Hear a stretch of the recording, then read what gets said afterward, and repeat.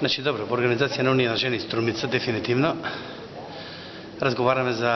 така сериозна проблема и чувствителна проблематика кој што е семејното насилство, значи феномен кој што е општо познат во целиот свет и дефинитивно и кај нас и не е нормално дека треба да објасниме до каде сме како држава. Како влада, што правиме, дали имаме перцепција сериозна по однос на овој проблем и така натаму, феномен кој ќе го задира секој поединец, а да не кажеме и семејство нели во државата, и дефинитивно денеска ќе ги кажеме сите оние работи општо, што значи семејственото насилство, како е присутно, како се третира, кои се заштитните мерки, кои се измените во законот за семејство, за кривичниот законник, се она што значи како и на кој начин ќе охрабриме жртвата да се јави, значи и да едноставно побара соодветна помош. Државата е сериозно заинтересирана за овој проблем.